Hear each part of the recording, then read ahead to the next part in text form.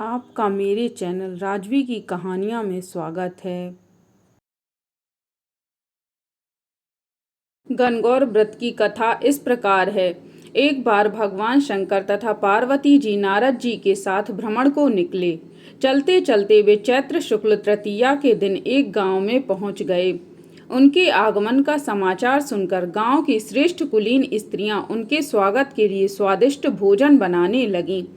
भोजन बनाते बनाते उन्हें काफी विलंब हो गया, किंतु साधारण कुल की स्त्रियां श्रेष्ठ कुल की स्त्रियों से पहले ही थालियों में हल्दी तथा अक्षत लेकर पूजन हेतु पहुंच गईं। पार्वती जी ने उनके पूजा भाव को स्वीकार करके सारा सुहाग रस उन पर छिड़क दिया। वे अटल सुहाग प्राप्ति का वरदान पाकर लौटी।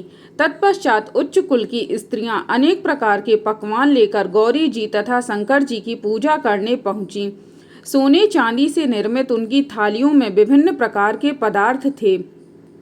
उन स्त्रियों को देखकर भगवान शंकर ने पार्वती जी से कहा, तुमने सारा सुहाग रस तो साधारण कुल की स्त्रियों को ही दे दिया, अब इन्हें क्या दोगी? पार्वती जी ने उत्तर दिया, प्राणनाथ, आप इसकी चिंता मत कीजिए। उन स्त्रियों को मैंने केवल ऊपरी पदार्थों से बना रस दिया है, इसलिए उनका रस धोती से रहेगा। परंतु मैं इन उच्च कुल की स्त्रियों को अपनी उंगली चीरकर अपने रक्त का सुहाग रस दूंगी। यह सुहाग रस जिसके भाग्य में पड़ेगा, वह तन मन से मुझ जैसी सौभाग्यवती हो जाएगी। जब स्त्रियों ने पूजन समाप्त कर दिया, तब पार्वती जी ने अपनी उंगली चीरकर उन पर छिड़क दी। जिस पर जैसा छींटा पड़ा उसने वैसा ही सुहाग पा लिया। तत्पश्चात भगवान शिव की आज्ञा से पार्वती जी ने नदी तट पर स्नान किया और बालू की शिव मूर्ति बनाकर पूजन करने लगीं। पूजन के बाद बालू के पकवान बनाकर शिव जी को भोग लगाया। प्रदक्षिणा करके नदी तट की मिट्टी से माथे पर तिलक लगाकर 2 कण बालू का भोग लगाया। इतना सब करते करते पार्वती जी को काफी समय लग गया। काफी देर बाद जब भी लौटकर आईं, तो महादेव जी ने उनसे देर से आने का कारण पूछा। उत्तर में पार्वती जी ने झूठ ही कह दिया कि वहां मेरे भाई भावज आदि मायके वाले मिल गए थे, उन्हीं से बातें करने में देर हो गई।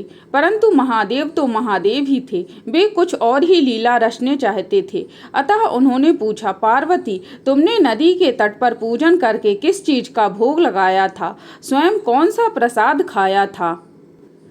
स्वामी, पार्वती जी ने पुनः झूठ बोल दिया। मेरी भावज ने मुझे दूध भात खिलाया, उसे खाकर मैं सीधी यहाँ चली आ रही हूँ।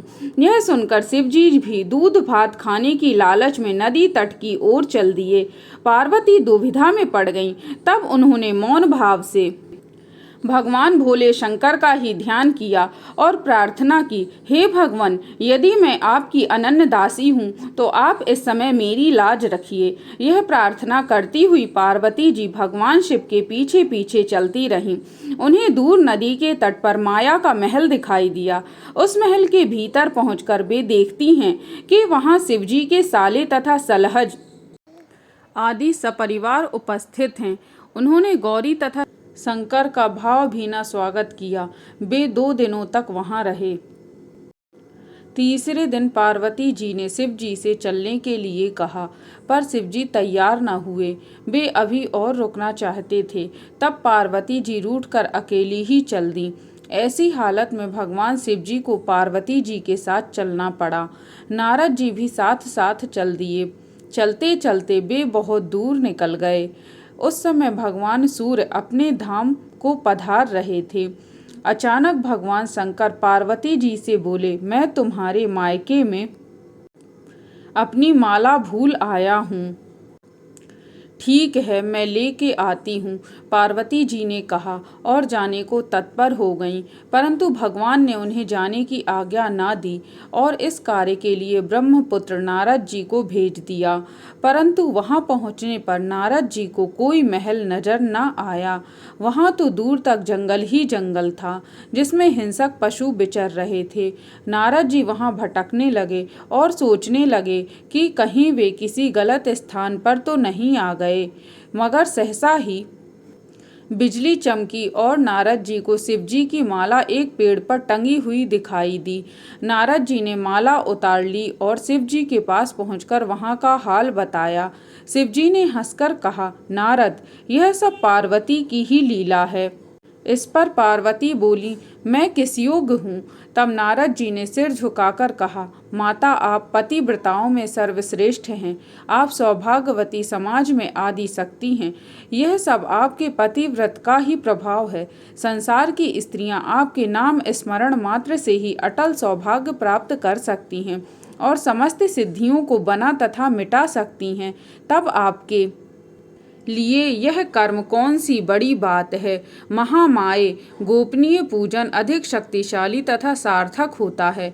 आपकी भावना तथा चमत्कारपूर्ण शक्ति को देखकर मुझे बहुत प्रसन्नता हुई है। मैं आशीर्वाद रूप में कहता हूँ कि जो स्त्रियाँ इसी तरह गुप्त रूप से पति का पूजन करके मंगल कामना करेंगी, उन्हें महादेव जी की ही कृपा से दीर्घायु वाले पति का संसर्ग मिलेगा।